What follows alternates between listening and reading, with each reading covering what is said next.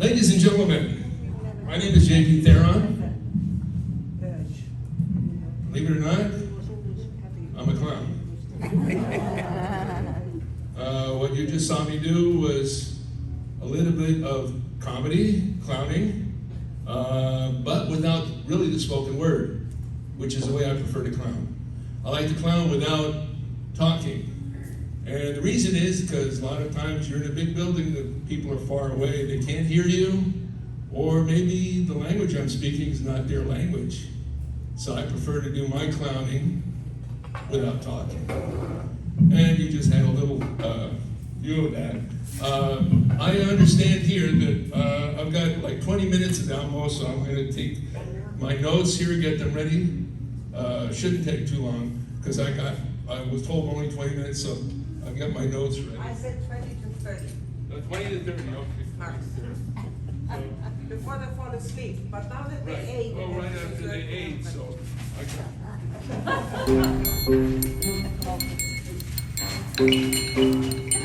just a few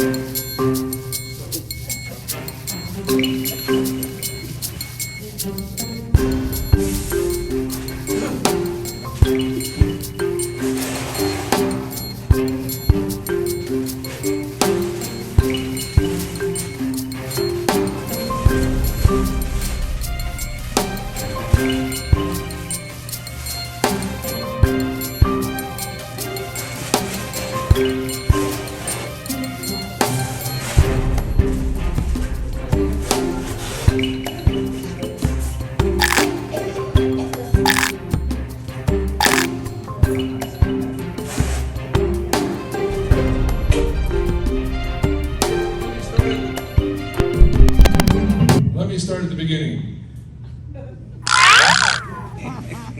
Does anybody have a parakeet or whatever you want some paper? Okay, let me do this. Somebody killed a tree for that, just so you know. I hope you appreciate that. All right, so as I say, I'm a clown. My family has been in the circus for about 8, 9 generations now, with my sister who now has children. So there's more and more, and they're in the circus as well. I work with Wallendas mainly. I also work with the World of Choco. I also am a robot actor, believe it or not, because I work for the Kent family Robot Rangers. And in order to perform for them, you have to be at least 6 foot tall. And then you get in this big costume, and you're on stilts, and you walk around and you see people, you talk to them, and they're looking up at you because you're way up in this wonderful suit. And as a voice changer in it, when you speak, it changes your voice, gives you a robotic voice. Kind of like maybe when you were a kid and you spoke in front of the fan, you hear that chopping noise, but more robotic, really good. I'm going to turn on the computer here because I want to make the best use of the time. I'm trying not to rush through this, but I want to point out here, I'm the bigger brother because I'm taller. Let me get back to the beginning. I first started performing in the circus when I was 4 years old. That's nothing uncommon for a lot of people that are born in the business. Some start even younger. But my first thing that I did was clowning. And I was in a skunk costume. And I was on the Pollock Brothers Circus. The skunk costume was my first introduction to being in front of the audience and the lights and the laughter and the smiles. And my mother says I have been a little stinker ever since. I got bit by the show business bug, and my family was a cycling Therons. They were one of the very first acts hired after the war in 1946 by Ringling Brothers. John Ringling North flew down to see them perform and hired them and had them put all of their equipment on an airplane, fly to the States. So in 1946, my family immigrated or came over and performed on The Greatest Show on Earth way back when. I was born, in 1956, and I started, like I say, at 4 years old, started clowning, and I loved it. I just big ham, always been a big ham. My mother also was involved in a Breakaway sway pole act. The sway pole was like flagpole sitting, only it flexes back and forth.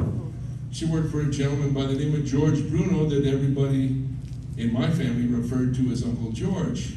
I was surprised when I found out he wasn't really my family. But because of his friendship with the family and how close the family was, he was to me like he was a regular uncle. I also learned how to do the sway pole, as did many other members of my family who were working with or for George. And in doing the sway pole, I learned how to do it in 1976. And I got my first appearance on Ring Brothers and Barnum Bailey in 1977. There's an odd story because George Bruno had been hired to have two girls trained to do the Breakaway sway pole. The Breakaway sway pole is a sway pole that actually breaks for the finale trick on it. It breaks and there's rigging and steel and equipment come falling out of the ceiling. And it looks like it's landing over the audience, but it's on an arc or like a pendulum, so it swings away at the last moment. And I was helping George build the sway poles, and his daughter, a friend of his daughter's, another young lady, was supposed to do the act. And they didn't do the act because the one lady lost her, or girl, because she was young, lost her nerve, decided she didn't want to do it. So I went up to Uncle George and said, look, George, I know they want two girls for this. I said, but if they want somebody to do it, like a guy and a girl, I'll be happy to jump in and do this. Because I learned how to do it, and I was on Ringling. Next thing you know, I'm traveling around with Ringling Brothers, Barnum Bailey, do the Breakaway sway pole, my introduction to the show in 1977. I was very fortunate to come back and work for them again in 1986 at the greatest show on earth, at the happiest place in the world, for Disney. And I was there for the first combined effort between, thank you, Ringling and Disney. My family, backing up my family bicycle act, they start off, the origins were the Royal Scots was the name of the show, of their performance. Let me pull that up. There we go. So something interesting about this photo is there was actually, if I'm not mistaken, only two main members of the Theron family. You don't want to put it anybody else's way. This person here and this person here. Can you see? And if I'm not mistaken, those were both men. It was my Uncle Billy and my Uncle Guy who were doing the act, and they were the ones that trained all the other girls. But because it was an all-girl troupe in the Royal Scots, you saw they were all dressed up as Scotsmen or Scots ladies, but there were actually two men in the suits. Now, I am the last of the cycling Therons because, here's my Uncle Billy. He was very popular at the time because the Marx Brothers were popular. And he dressed up as Groucho Marx. And that's my Uncle Billy there, my Aunt Ninette, Esmeralda, my mother there, Louisa, Uncle Guy way back there. They had as many as 16 people on one bicycle. 16. Quite an interesting act, and there they are. That's my Uncle Guy on a tiny little bicycle. Esmeralda, his oldest daughter, and Jermaine on the shoulders there. And that trick is one of the tricks that really made them popular because of that feet and newspaper clipping. Does anybody recognize what's back there? That's the Eiffel Towers. This was later on called the Eiffel Tower on Wheels by the cycling Therons. They had a bicycle at one time that was so small that on the bank window, it was a bicycle that had silver dollar wheels that was gold plated, had a real chain, real pedal, real seat on it, and the bicycle was gold plated. And my uncle, who was the one who ran the act, the troops, went in and said, "I've got to buy that bicycle." And he fought this fella over the bank and finally convinced it to sell it to him. My uncle actually rode that bicycle. They had to do one modification to it. The wheels, which were originally silver dollars, gold plated, had to be taken off. Same size wheels put on, but they were rubber, solid rubber, so that he would have traction. And my uncle actually rode it. My Uncle George Bruno from the sway pole. And let's see. Well, it's not working the way I wanted to. Challenges. My Uncle Billy again is Groucho Marx. He was our feature bicycle rider in the act.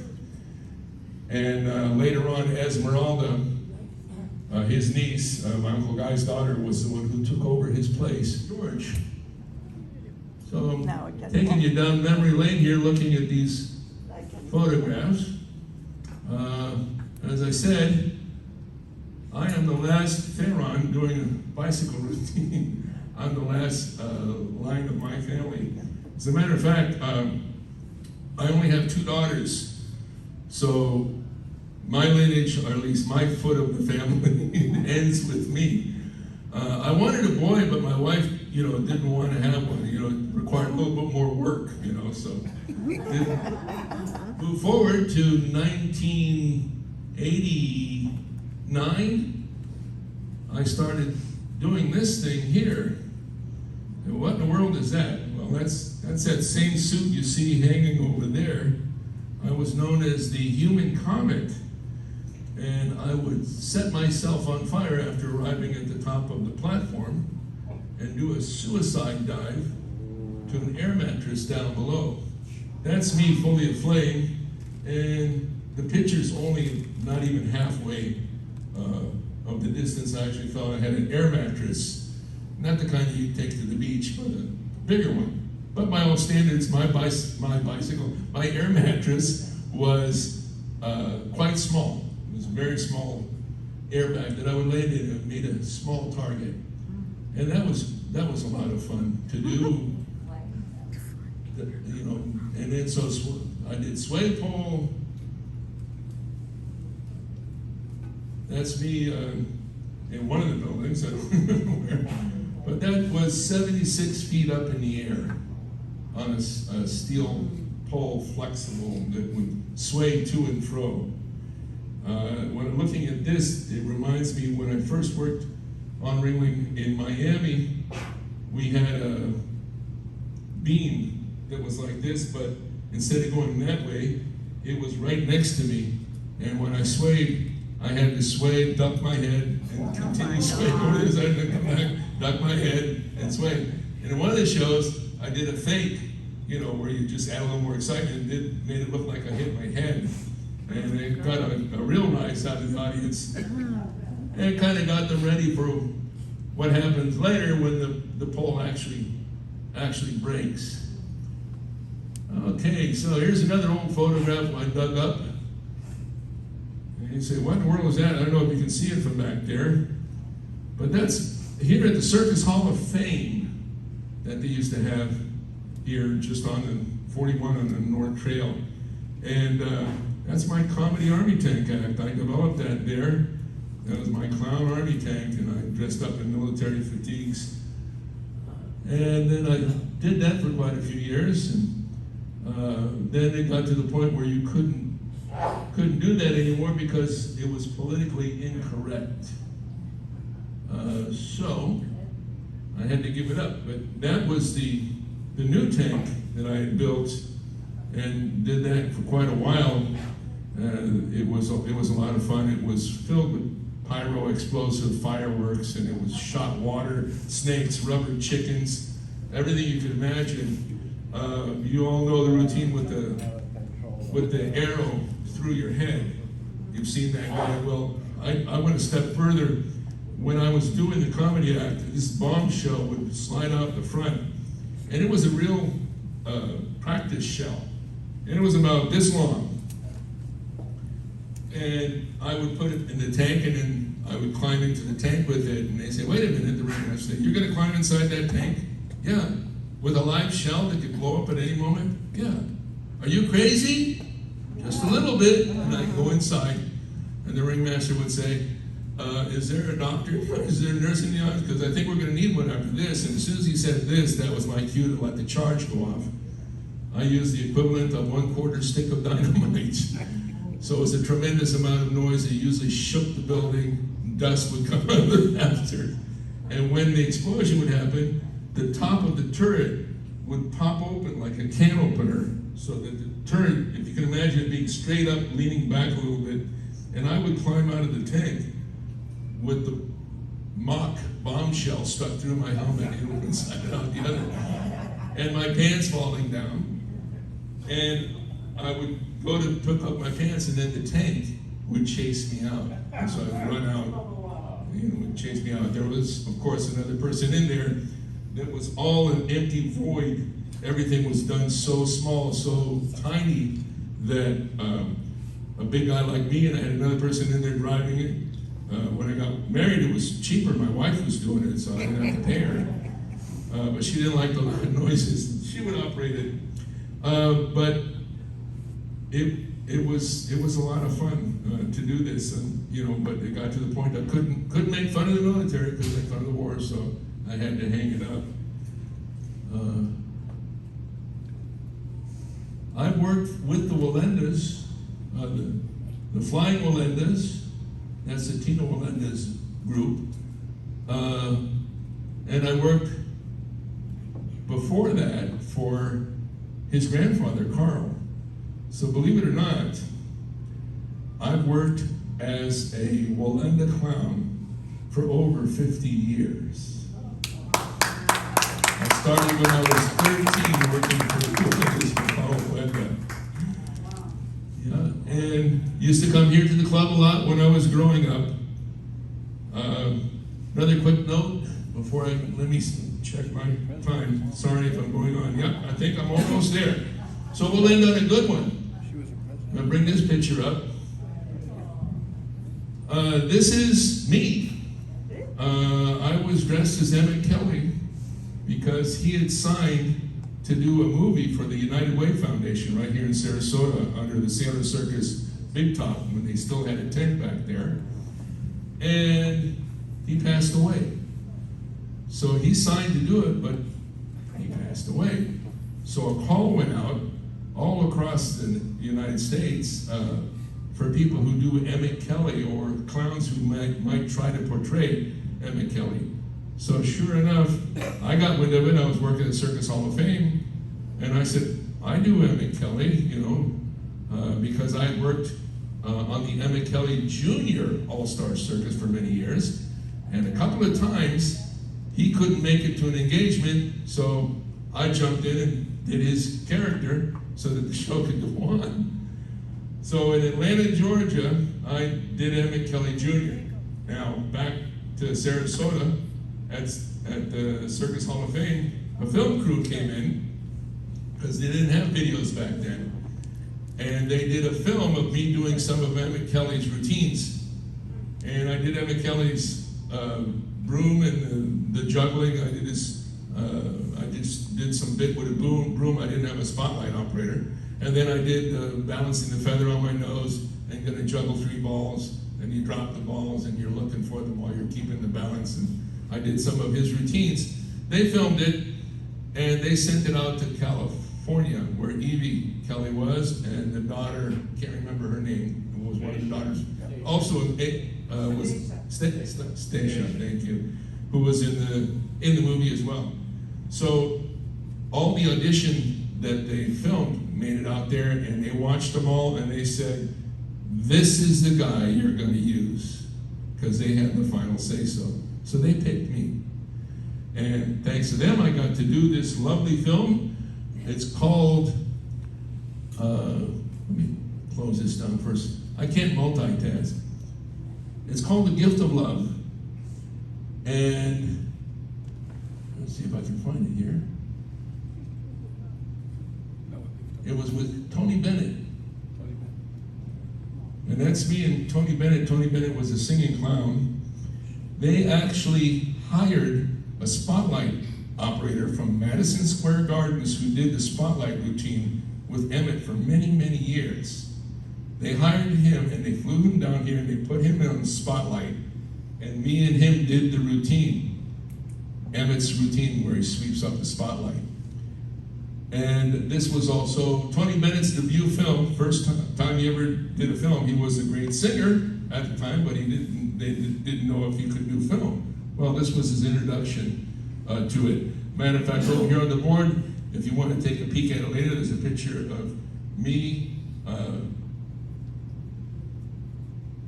Mario Pellegrini, took me a moment to remember his name, the director, producer, and Tony Bennett for the film. And the film, by the way, if you look on YouTube, you can find it on YouTube. It's absolutely free. And I've rushed through and omitting a lot of stuff here because I want to make sure I don't take up too much time. But I'd like to thank you very much for listening to me, allowing me to brag a little bit about my family. You know how we all like to do that. Thank you for your attention. I love clowning. I'm going to continue to do it as long as the good Lord allows me to. Met a lot of friends. I've met a lot of people, become great friends through being a clown. You know, so I'm going to keep on doing this as long as I can. And I thank you very much for coming down and listening to me.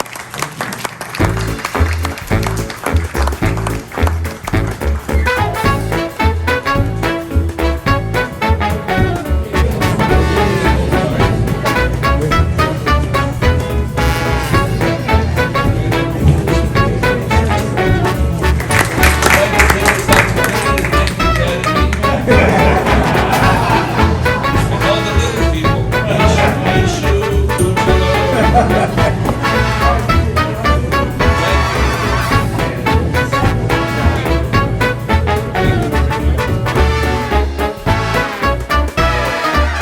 What do I say? I say it's beautiful to have you here, and I love you very much. And Merry Christmas, Joyeux Noël à tous. Merry Christmas. My brother did a wonderful job. It was a pleasure watching and assisting. Outstanding, JP, another great performance and a presentation that woke up everybody, that's for sure. Starting out silent and then yapping it away. I'm so proud to know you and blessed to have you as a part of the world of Chuck. We never forget. There you go. Talking about JP right there. She's on the other side of the piano like always.